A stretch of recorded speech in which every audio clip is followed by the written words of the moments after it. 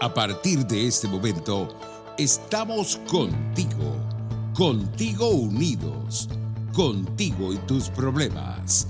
RCR presenta Contigo, Andrés Velázquez. Muy buenas tardes a todos nuestros oyentes de la radio que se ve, su RCR 750.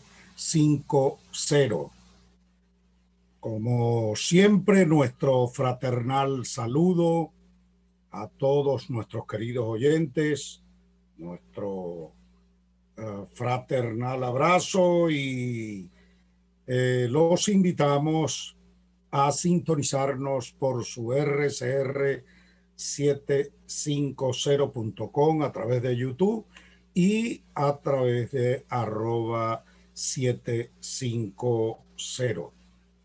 Nuestro agradecimiento, como siempre, a Jaime Nestares en la dirección general de la estación, a Gulix Arcaya en la producción o gerencia de producción y a nuestro querido amigo César Umbría en la producción del programa. Y para ese, el jefe de los controles, José Gregorio González, igualmente nuestro agradecimiento y saludos. Estamos hoy, tratando de ver cómo nos va con este internet. Si no se nos cae, hemos tenido problemas en las últimas semanas por la comunicación. Bueno, esperemos correr con suerte en el curso de esta semana. Y desde ya quiero iniciar mis comentarios iniciales del programa tratando o abordando el tema relacionado con la vacunación. El problema de la vacunación masiva sigue sin resolverse en Venezuela. La venta de vacunas sigue estando a la orden del día. El tema de de utilizar la vacuna como mecanismo político sigue estando también a la orden del día. Es decir, la discriminación política con relación a este tema de la vacuna. De la misma manera, tenemos que denunciar que quienes recibieron la primera dosis de la vacuna rusa, ahora están a la espera, stand-by, porque no hay para la segunda dosis. Y como todos sabemos, el régimen impidió que entrara la vacuna AstraZeneca por razones estrictamente políticas. Recuerden ustedes que el Reino Unido, Inglaterra, decidió mantener bajo protección el oro que Maduro llevó para allá. Y resulta que por esa razón ellos finalmente deciden no dejar entrar esa vacuna. Es un asunto de retaliación política. No importa que la gente siga muriendo por coronavirus, no importa que no haya vacuna para vacunarse, pero esa es la verdadera razón de que no se haya dejado entrar la vacuna AstraZeneca, por razones de carácter político. Esa es la razón.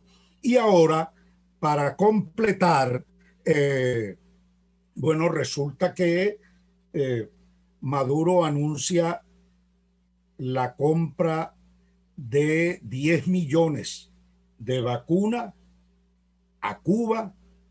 Ojo, y eso de vacunas entre comillas, porque lo que intentan traer, eso que llaman Abdalá y que presentan como vacuna cubana, pues no es ninguna vacuna. Es una candidata a vacuna. Esto lo quiero explicar. Apenas se hacen ensayos con esto. No está aprobada por la Organización Mundial de la Salud y ya lo declararon públicamente. Tampoco aprobada por la Organización Panamericana de la Salud y ya lo anunciaron incluso públicamente.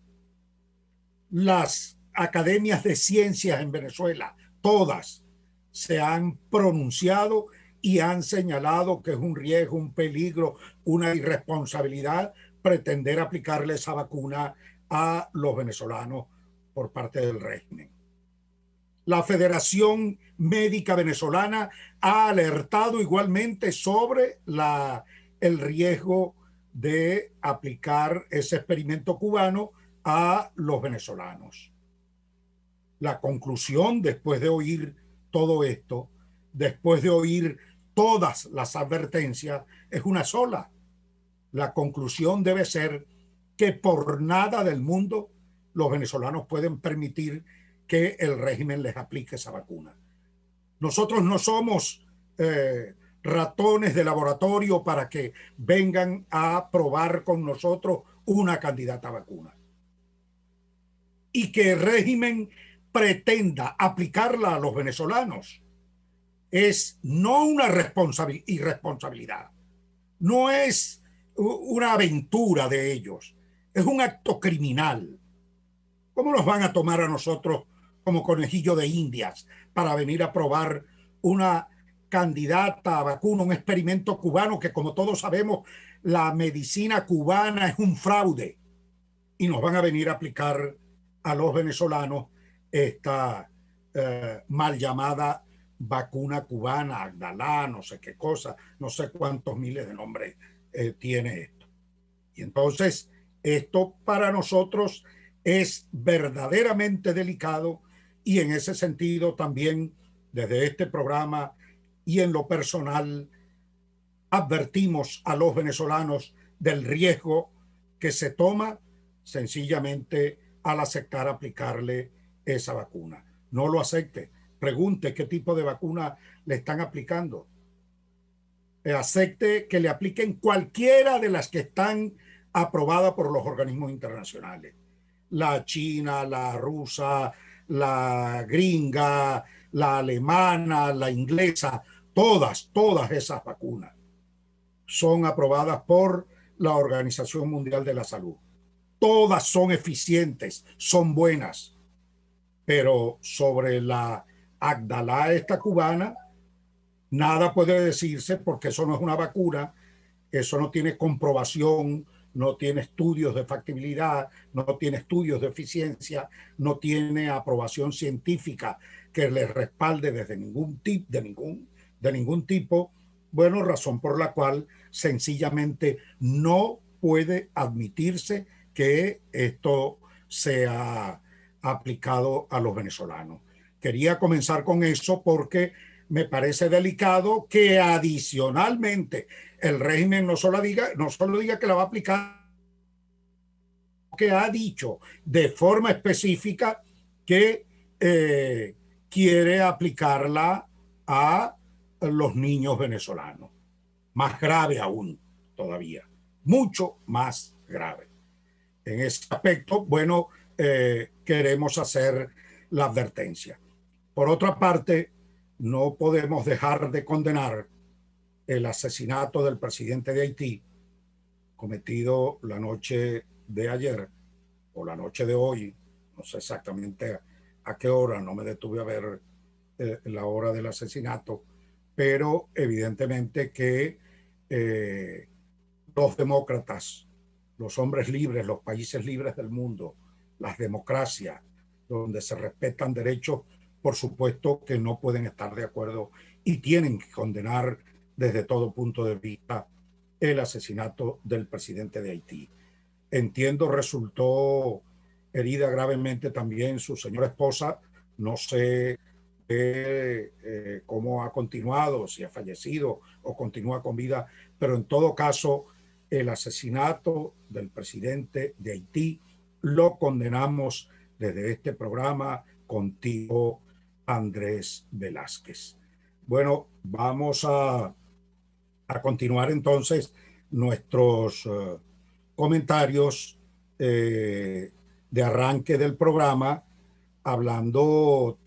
continuando hablando de la pandemia. Pues vamos a continuar hablando de la pandemia, porque quiero continuar o insistir en la recomendación que siempre hemos venido haciendo a todos los venezolanos, que hay que mantener los cuidados. Hay que mantener, Venezuela no está vacunada, si no entiendo, de acuerdo a los últimos índices que he visto, apenas entre 2 y 4% es lo que están señalando que han sido vacunados los venezolanos, y creo que es en América Latina el último país en lista de los que están aplicando programas de vacunación, lo cual es una verdadera tristeza. Y igualmente tengo que comentar que las variables estas que se vienen dando, la variable delta, la variable amazónica, la variable india, que se vienen dando en el mundo, bueno, y que van llegando también para el caso Venezuela, bueno, todavía hacen más riesgoso que en nuestro caso se pueda continuar multiplicando esta situación de contaminados, de infectados, y puedan seguir muriendo venezolanos, por supuesto, frente a la indefensión que tenemos de que no haya o de no contar con un plan de vacunación masiva en Venezuela. Concluyo esta primera parte conversando o comentando sobre el pasado 5 de julio. Y debo comentar varias cosas, varias aristas quiero tocar allí. Primero, 5 de julio, desde el punto de vista oficial, un desfile militar casi cayendo la noche. Una cosa que, bueno, que yo sepa, no lo había visto nunca. Luego, un desfile del 5 de julio, quiero decir. Luego, a eso le empato que Nicolás Maduro, igual que el 24 de junio, con motivo de los 200 años de la batalla de Carabobo, esta vez 5 de julio, día de la firma del Acta de Independencia, dos fechas patrias fundamentales, importantes, extraordinarias y sobre todo de mucha importancia para la Fuerza Armada Nacional, no haya estado presente Nicolás Maduro. Razones, no voy a especular razones en relación a su ausencia, pero por supuesto que su ausencia hizo ruido. Fue demasiado notable su ausencia y, bueno, conjeturas van y vienen, pero lo cierto es que no estuvo Nicolás Maduro. Y el tercer elemento que quiero sí destacar entonces también es que es una lástima, y por lo menos en mi caso, y yo estoy seguro que a quienes amamos esta patria, a quienes llevamos nuestra patria aquí en el corazón, la tristeza viene dada porque ese día 5 de julio no celebramos o no podíamos celebrar el día de nuestra independencia. El día de la declaración de independencia no lo podíamos celebrar. Eso daba mucha tristeza. No podíamos hablar ese día 5, no podíamos hablar de la soberanía nacional, por ejemplo. Y no podíamos hablar, mucho menos hablar de independencia. Ni independencia, ni soberanía territorial, ni cosas por el estilo, ni de libertad podíamos nosotros hablar el día 5 de julio. Y daba mucha tristeza. Y la razón, bueno, todos ustedes saben, es obvia. Venezuela hoy no es un país libre. Venezuela hoy está bajo una terrible tiranía criminal. Venezuela hoy tiene conculcadas sus libertades democráticas. Venezuela hoy tiene comprometida su soberanía territorial, su espacio geográfico. Venezuela hoy no es, por supuesto, independiente. No podemos hablar de independencia hoy a propósito de ese 5 de julio, porque Venezuela está subyugada por intereses externos, bueno, prácticamente colonizada por otros gobiernos de carácter totalitario, igual que este. Venezuela está asociada a la negación de libertades democráticas como el caso de Cuba, Rusia, Irán, Turquía, China, que son países donde efectivamente no existen condiciones ni rasgos democráticos que podrían servir o que cubran los parámetros de democracia del mundo libre y de todos los países democráticos del mundo. Eso quería comentar en relación a este 5 de julio. Vamos a nuestro primer corte y ya venimos con nuestra invitada especial el día de hoy, la doctora Marta Tineo. Ya venimos.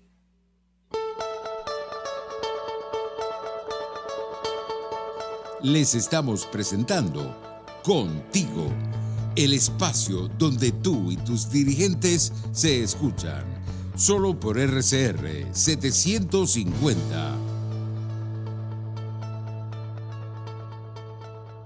Puedes seguirnos en nuestras redes sociales, en Twitter, @RCR750, la radio que se ve.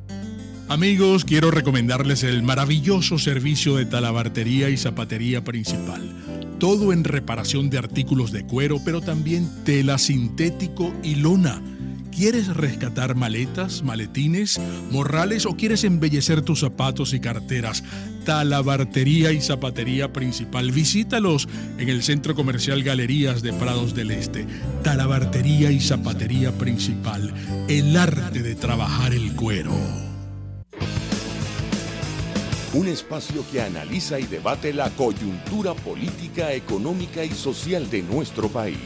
Acompañe cada mañana a la periodista María Alejandra Trujillo en Palabras más, palabras más, palabras menos. Palabras más, palabras menos.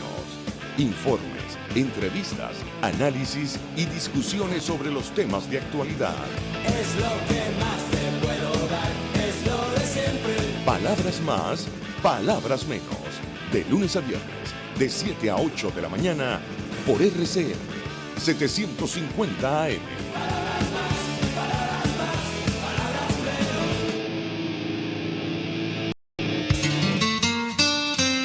menos. RCR 750 AM. Porque lo bueno une.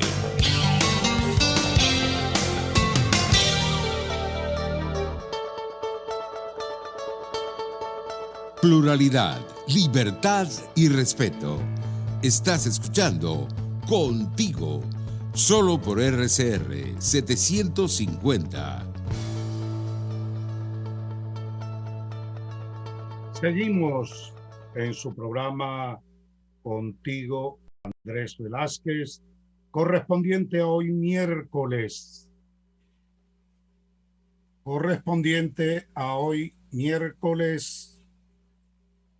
7 de julio, contigo, Andrés Velázquez. Para esta parte del programa tenemos una invitada especial muy conocedora del tema que vamos a abordar.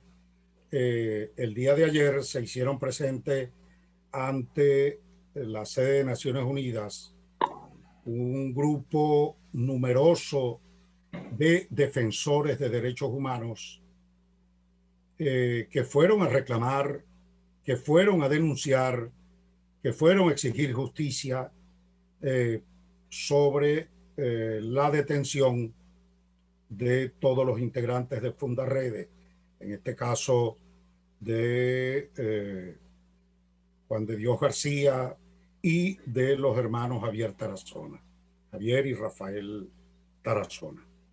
Evidentemente con ellos se ha cometido, yo diría que una gran injusticia, y que esto que se ha cometido con ellos forma parte de esa condición represiva del régimen. Y una de las participantes en este caso de la protesta del día de ayer ante Naciones Unidas fue nuestra invitada de hoy, la doctora Marta Tineo, que conoce muy bien la situación que está ocurriendo con nuestro compañero, amigo, por cierto, de esta casa, a quien siempre hemos entrevistado, invitado frecuentemente y lo tenemos incluso como consultor referente para otras conversaciones con otros entrevistados. Y bueno, y viendo esta situación en la que él se encuentra, que pudiéramos concluir, dadas las características de su detención, que en Venezuela se criminaliza la denuncia y ha sido llevado nada más y nada menos que ante un tribunal de terrorismo.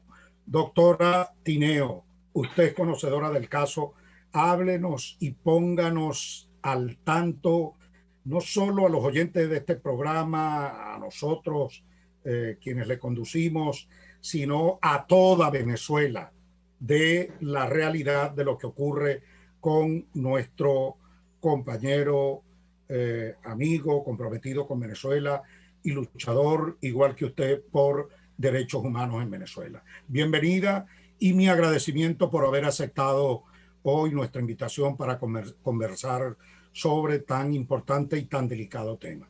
Bienvenida.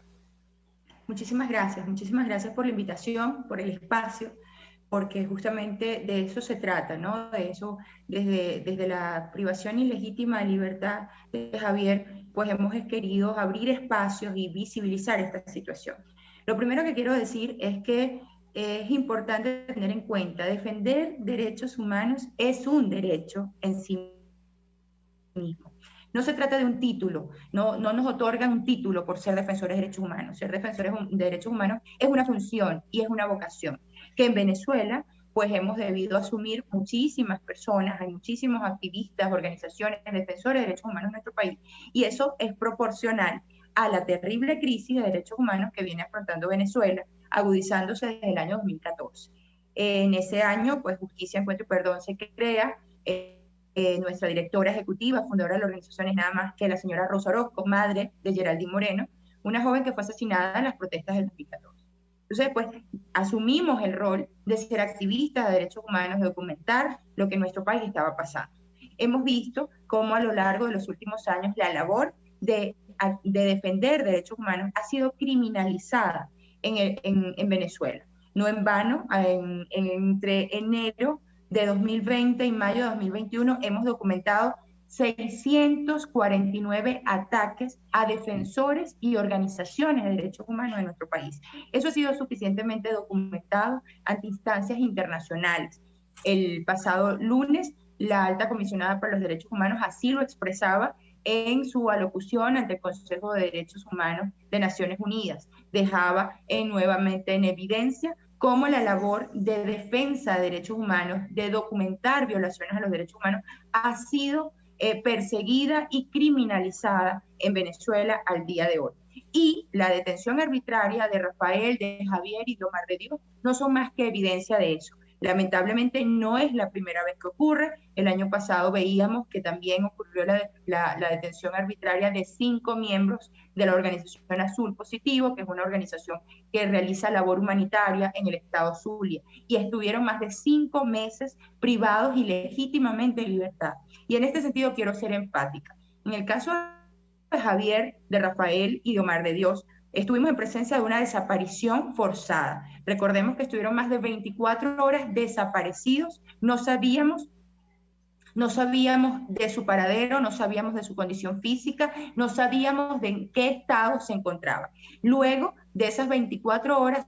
Que hay una primera figura allí, hay una primera figura de delito, que es la desaparición. Claro, que es una de las más graves violaciones a los derechos humanos, vale decir, la desaparición forzada, porque no solamente se está atacando la integridad y la libertad de una persona, sino que se está atacando de forma directa a todo su entorno personal, a su familia, y en este caso a todos los miembros de esa organización. Entonces, ahí vemos en evidencia un primer delito contra los derechos humanos y una desaparición forzada. Más allá de que esas desapariciones forzadas sean de corta o larga duración, que transcurran pocas horas o muchos días, eso no niega ya la consumación de ese delito. Luego, en el caso de Rafael, Javier y Omar, después de esas más de 24 horas desaparecidos, son presentados de forma absolutamente irregular ante un tribunal contra el terrorismo. Es decir, eso es de nuevo la materialización de cómo la labor de los defensores de derechos humanos en nuestro país está siendo criminalizada al punto de ser presentados ante un tribunal contra el terrorismo. Ya en meses pasados, desde el Ejecutivo Nacional se dictaba una providencia donde se pretendía obligar a todas las organizaciones de derechos humanos en nuestro país a inscribirnos y a presentar información confidencial ante una oficina contra el terrorismo adscrita al Ministerio de Relaciones Interiores. Es decir, aquí se nos estaba violando además el derecho de presunción de inocencia. Teníamos que demostrar que no somos terroristas. Es decir, es al contrario, ¿no? Se supondría que todos somos inocentes hasta que se demuestre lo contrario y que tendría que haber evidencia de que hay actividades vinculadas con el terrorismo y que tendrían que ser perseguidas. Aquí ha pasado lo contrario. Nosotros debemos demostrar que nuestra labor no es de terrorista, que nuestra labor no es ilícita.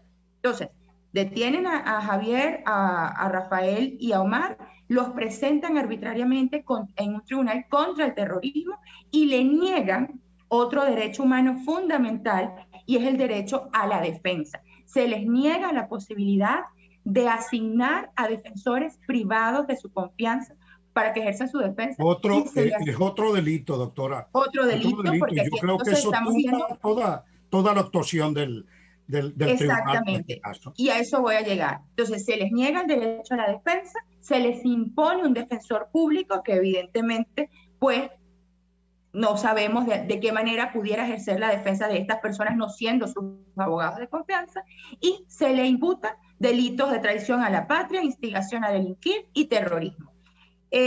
Todo esto hace que la detención de los 3 miembros de Fundaredes al día de hoy sea una detención arbitraria. Más allá de que se quiera decir, no, fueron presentados ante un tribunal, fueron imputados, no, la detención sigue siendo arbitraria porque la decisión de ese juez es absolutamente nula, porque viola todas las garantías constitucionales respecto al debido proceso. Entonces, nosotros en consecuencia hemos insistido en que deben ser liberados de forma inmediata. Es por eso que ayer un grupo de organizaciones de derechos humanos, de activistas, defensores, de miembros de la sociedad civil, acudimos ante la sede del Programa de las Naciones Unidas acá en Caracas a insistir en nuestro llamamiento, que es único y enfático. Deben ser liberados inmediatamente.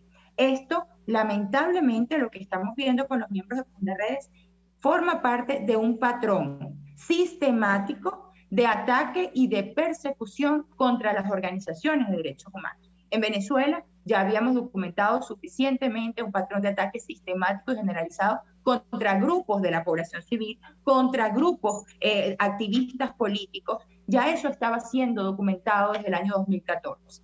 Pero hemos visto cómo, justamente en la medida en que las organizaciones asumimos la documentación de esos casos y presentamos esas denuncias a instancias internacionales y nacionales de justicia, pues entonces ahora nosotros hemos pasado a engrosar esa lista de perseguidos, de hostigados y de atacados por nuestra labor de defender derechos humanos. Y aquí ahora, doctora, es importante destacar, nosotros no somos políticos, nuestras organizaciones por naturaleza son apolíticas. Nosotros estamos llamados a denunciar y documentar todas las violaciones de derechos humanos que ocurran independientemente de quién se trate. Sí. Nuestra labor es defender derechos humanos, pero lamentablemente ahora somos víctimas del mismo patrón de persecución del que antes han sido víctimas políticos, miembros de la sociedad civil, miembros de las Fuerzas Armadas Nacionales, medios de comunicación. Ahora somos las organizaciones de derechos humanos las que formamos parte de esa lista también de perseguidos, atacados y hostigados. Doctora, yo quisiera, ahora que la oigo, bueno, con todos estos riesgos que corren, así como felicito a los estudiantes, a todos los sectores del país que están no solo resistiendo, sino dicho con más contundencia, que no se rinden ni se van a rendir frente a este régimen dictatorial y tiránico. Bueno, en ese sentido, mi admiración, también mi reconocimiento y mis respetos para todos ustedes, para todos los que asumieron como un compromiso con la nación la defensa de los derechos humanos y que ahora, tal como usted lo está señalando, sean acusados de terrorismo. Yo quisiera preguntarle, ¿cuál fue el acto de terrorismo de de Javier y del equipo de Fundarredes, o qué entiende el régimen por terrorismo. ¿Podría usted definirnos el concepto de terrorismo? Porque yo no entiendo cómo quienes hoy están dedicados a defender derechos humanos, quienes están dedicados a denunciar crímenes de lesa humanidad de esta tiranía, ¿cómo puede entonces revertirse todo aquello a terminar siendo ustedes entonces los terroristas? ¿Qué entiende el régimen por terrorista? Pues lamentablemente no puedo yo responder esa pregunta porque, al igual que usted, nosotros no podemos entender cómo la labor de defender derechos humanos, de procurar la dignidad del ser humano, de documentar violaciones a los derechos humanos, de exigir verdad, reparación integral a favor de las víctimas, pueda ser entendida como un delito de terrorismo. Quiero reiterar lo que decía al inicio de esta conversación. Defender derechos humanos es un derecho en sí mismo y existe toda una regulación internacional que protege esa labor. Esta es una labor absolutamente de vocación. Es decir, nosotros no formamos parte de tendencias políticas, nosotros no formamos parte de planes desestabilizadores, nosotros no estamos procurando de ninguna manera atacar al sistema político venezolano. Nuestro trabajo es otro. Nosotros lo que hacemos es atender a las víctimas, acompañar a las víctimas en sus legítimos reclamos de justicia. De tal manera que es absolutamente descabellado considerar que quienes estamos dándole voz a las víctimas podamos ser al día de hoy los criminales. Mientras esto transcurre, lamentablemente se está atacando de forma directa a las víctimas. Nosotros hemos asumido el rol de defenderlas, de darles voces. Entonces, al silenciar a un defensor de derechos humanos, se está silenciando a las víctimas, se está callando a las víctimas y se les está negando el derecho a la justicia y a la reparación integral.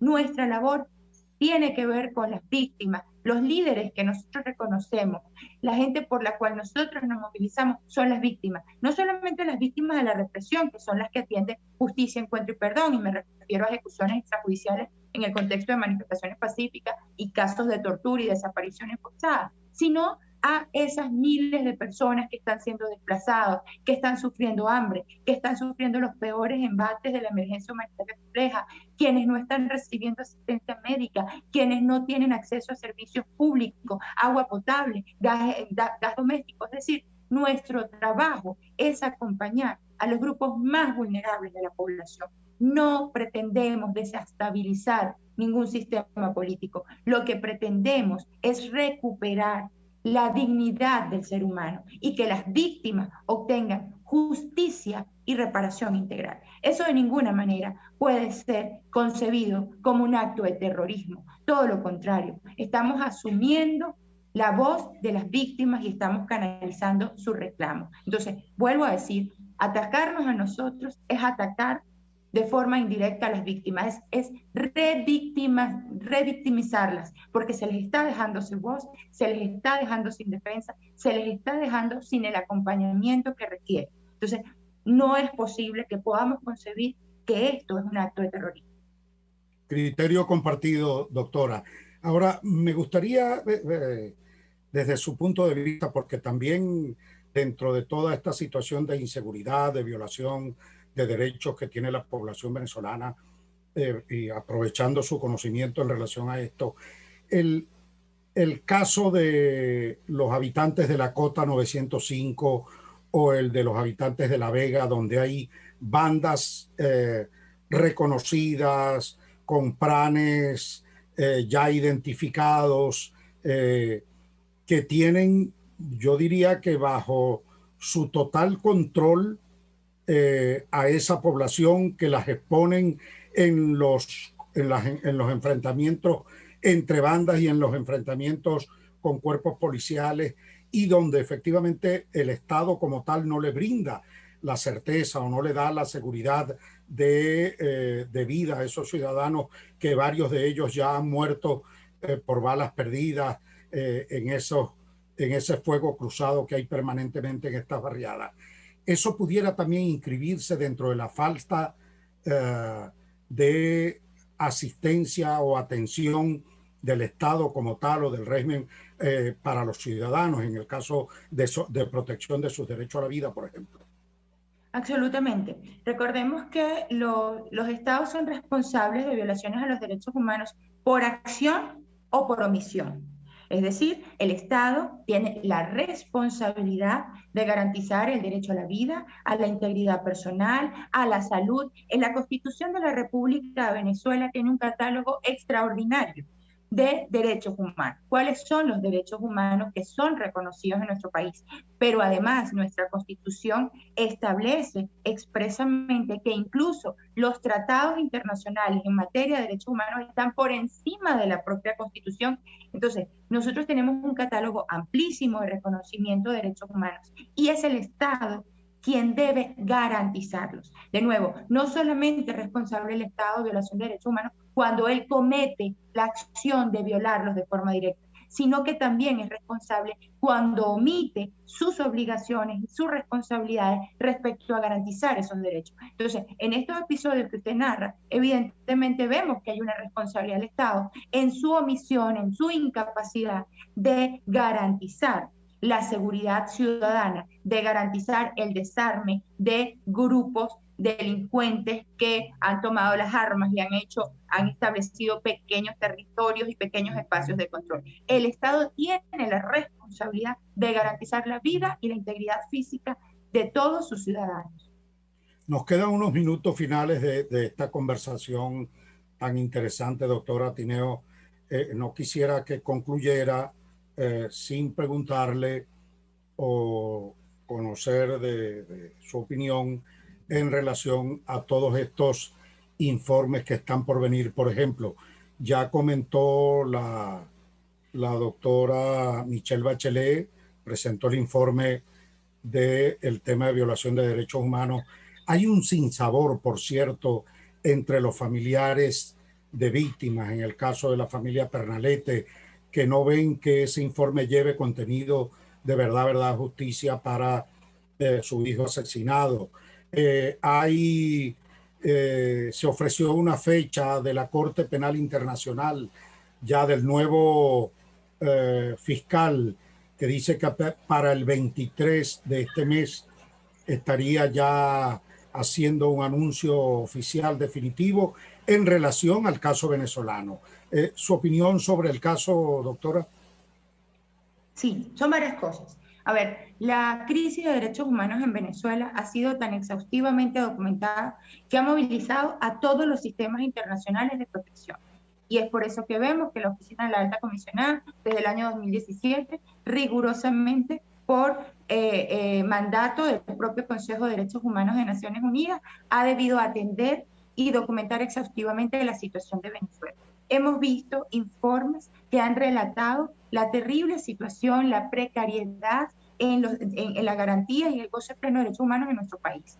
La Alta Comisionada ha insistido en esa documentación, ha avanzado. Es importante destacar que esos informes al final siguen alimentando todas las investigaciones y todos los procedimientos que en ese sentido se han seguido. No es poca cosa que de la Oficina de la Alta Comisionada se certifique que hay criminalización de las organizaciones de derechos humanos, que se persiste en un patrón de persecución, que se siguen documentando casos de torturas, desapariciones forzadas, ejecuciones extrajudiciales. Eso no es poca cosa, porque eso, digamos, no tendría ninguna posibilidad de debate o de negación por otras instancias internacionales. Ciertamente, nunca estos informes serán suficientes, y es porque lamentablemente los tiempos de estos organismos no son los tiempos de quienes estamos sufriendo los impactos de esas violaciones a los derechos humanos. Evidentemente, lo que usted mencionaba respecto a la última actualización, hacía la Alta Comisionada mención de que al día de hoy hayan sido acusados 12 funcionarios de la Guardia Nacional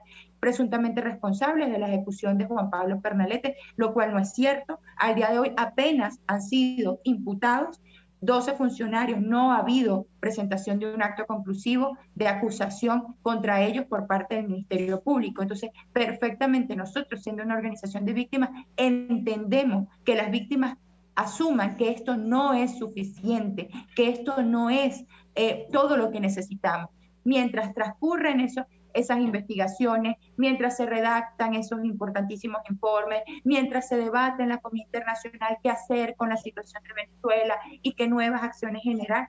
Aquí siguen habiendo torturas, más de 300 presos políticos, sigue habiendo persecución política, sigue habiendo criminalización de la labor de derechos humanos, seguimos asumiendo los terribles impactos de una emergencia humanitaria compleja. Entonces, evidentemente, hay destiempo entre una cosa y la otra, pero no puedo negar que todos estos informes y que todas esas evaluaciones han sido determinantes y cruciales para avanzar respecto a la situación venezolana.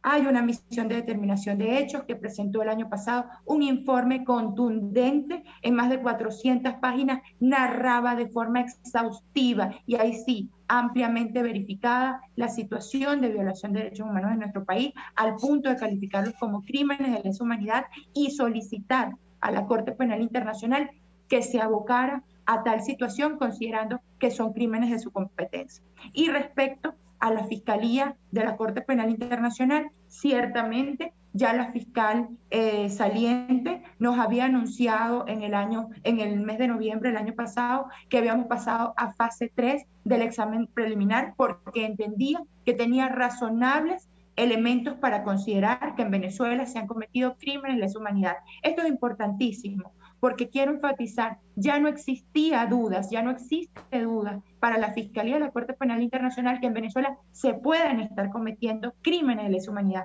Pasamos a fase 4, a fase 3, que era determinar la capacidad o voluntad del Estado venezolano de juzgar esos crímenes. Se había anunciado la presentación de la conclusión del examen preliminar.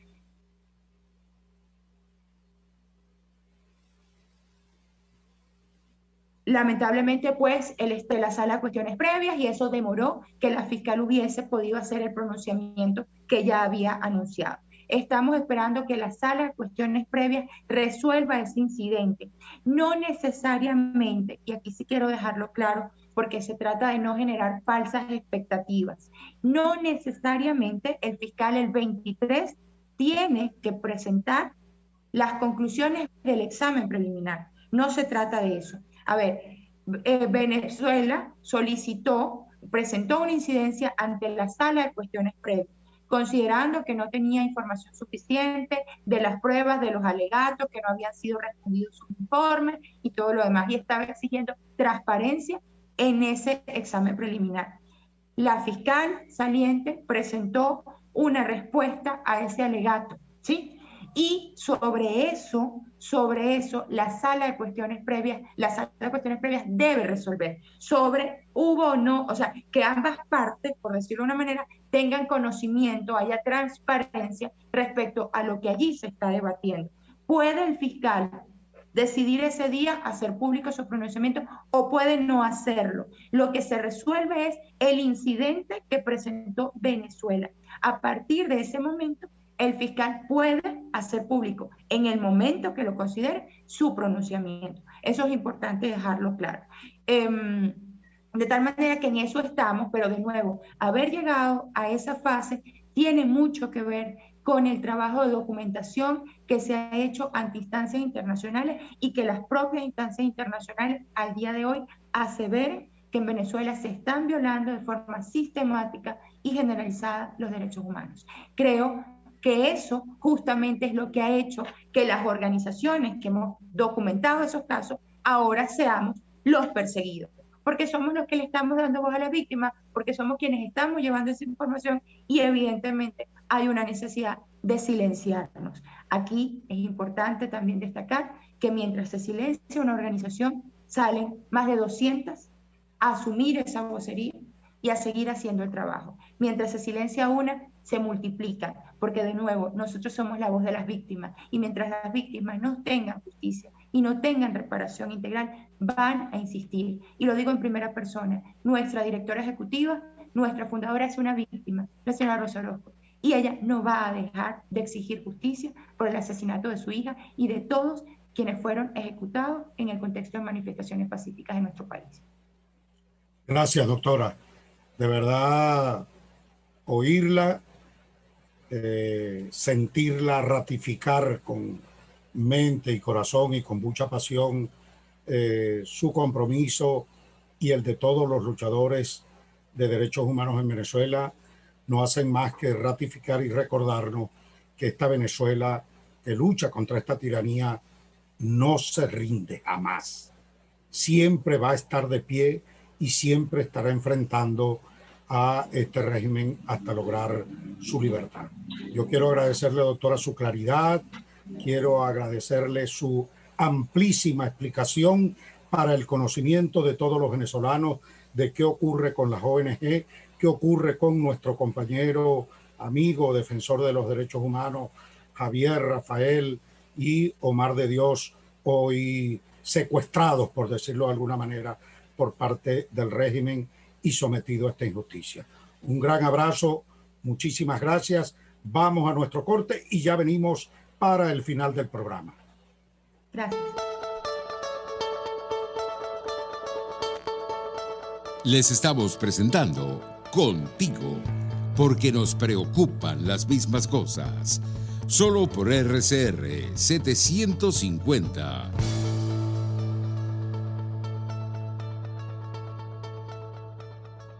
Puedes seguirnos en nuestras redes sociales. En Twitter, @RCR750, la radio que se ve. Mis amigos, quiero hablarles de Dilab Biodiagnóstica, un nuevo laboratorio clínico con un concepto original. Además de estar dotado con los equipos de la más reciente tecnología y el personal de más alta calificación, Dilab Biodiagnóstica te ofrece ambiente y trato amables y los precios más económicos en todos tus exámenes de laboratorio. Pide tu cita en el 0212-945-5788. Dilab Biodiagnóstica, precisión y confianza en laboratorio clínico. Voz de América. Información precisa, completa, veraz, objetiva e independiente. Directo a tu pantalla. De lunes a viernes a las 2 de la tarde por RCR 750. RCR 750 AM. Porque lo bueno une.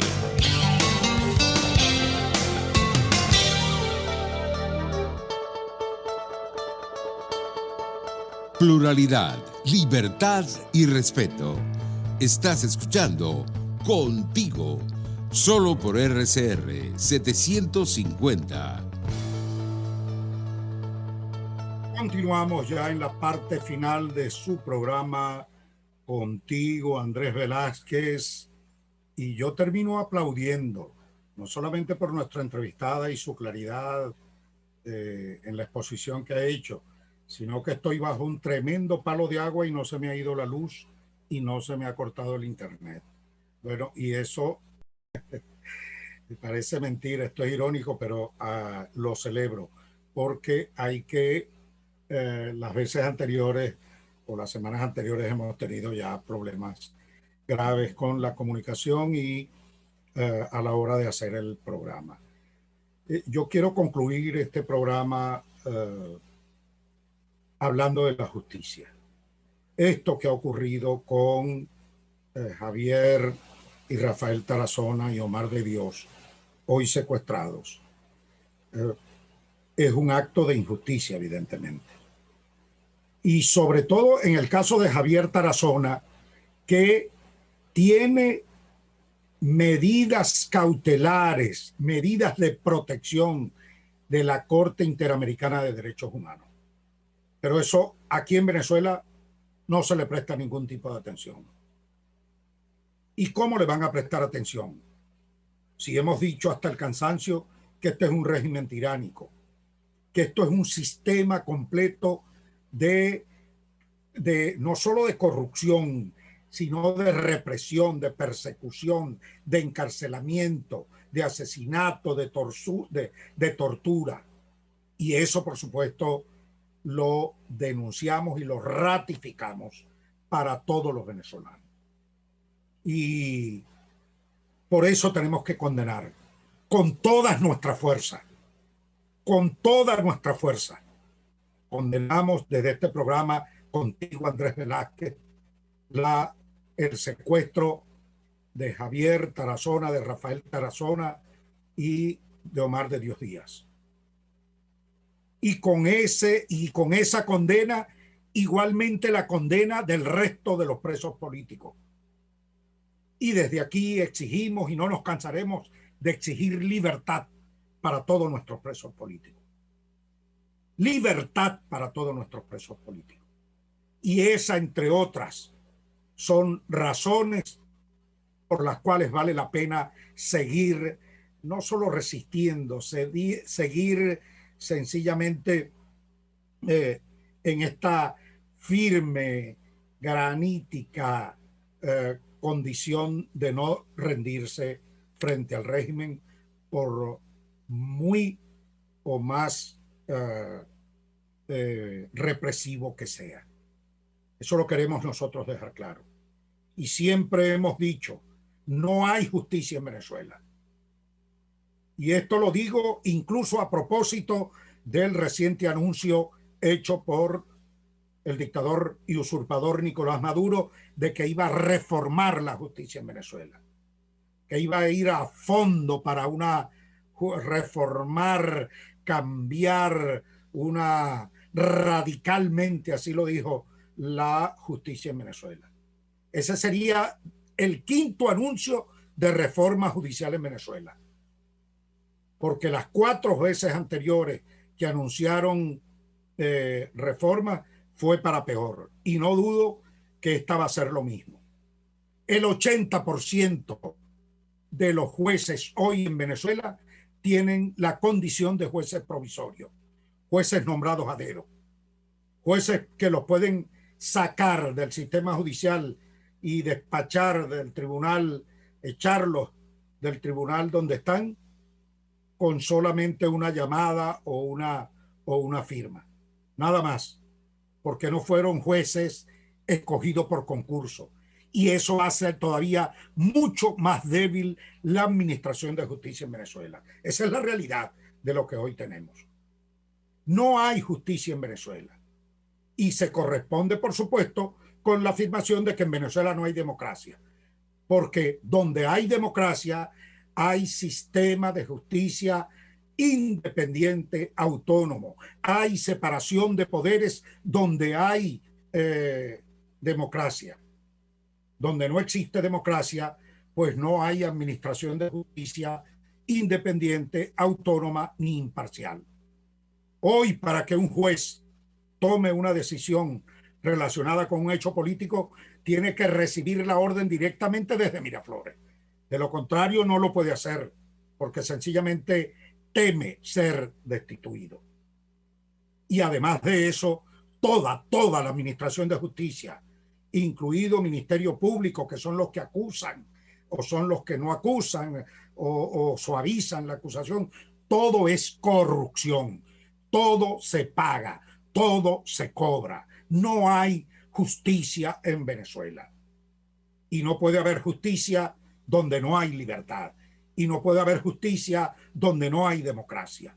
Por eso, el gran compromiso que tienen los venezolanos, el gran compromiso que tienen las fuerzas democráticas, la coalición democrática venezolana, el gran compromiso es lograr resolver el problema venezolano de fondo, de raíz, como con el planteamiento hecho por Juan Guaidó en relación a resolver el asunto en su totalidad, integralmente, que toda la puntería de nuestro esfuerzo político esté dirigido a ponerle fin a la usurpación de Maduro. Y allí yo agrego adicionalmente que ninguna elección convocada por Maduro, y menos en las condiciones de fraude que se presenta cada una de estas últimas elecciones, va a resolver el asunto si no está contenido o no está convocada una elección presidencial. Esa elección del 21 de noviembre es una elección inútil que fortalece a Maduro, que no tiene nada que ver con la libertad del país, sino que con la convivencia, la cohabitación, el interés personal o partidista de algunos sectores para cuidar la vivencia o la existencia del partido. Aquí en Venezuela no puede haber ningún otro interés ni partidista, ni personal, ni de ningún tipo que no sea el interés de Venezuela. Eso es lo que debe privar y allí tenemos que estar enfocados todos. Por eso rechazamos esas elecciones inútiles del 21 de noviembre y por eso hablamos de que para que retorne justicia, para que vuelva la institucionalidad, la constitución, la libertad y la democracia en Venezuela, hay que salir de Nicolás Maduro. Muy buenas tardes a todos. Hemos llegado al final del programa y los invitamos para la próxima semana, miércoles, a un nuevo programa contigo, Andrés Velázquez. Antes de despedirnos, de nuevo, nuestro agradecimiento a todo ese equipo encabezado por Jaime Nestares en su radio Caracas Radio. Un abrazo para todos y hasta la próxima semana. Buenas tardes.